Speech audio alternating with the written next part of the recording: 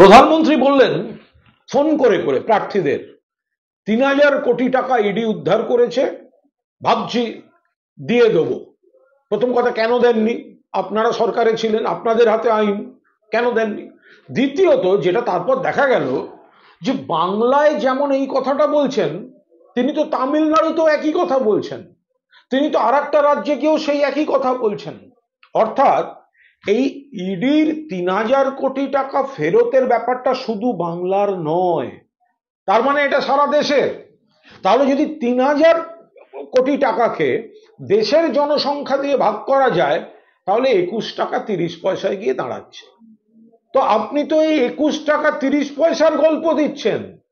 ২০১৪ সালে বলেছিলেন সবার অ্যাকাউন্টে ১৫ লক্ষ করে টাকা ঢুকবে, কালো টাকা দেশের বাইরে থেকে নিয়ে আসবেন, সেসব নেই।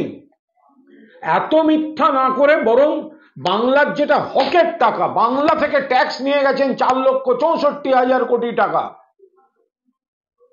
আর বাংলার পাওনা ১,৬০,০০০ কোটি টাকা, তো সেটা দিন, বাংলাকে দিন। এই ধরনের মিথ্যাচার নাগুলো করে আগে বাংলাকে বাংলার টাকাটা মিটিয়ে দিন প্রধানমন্ত্রী।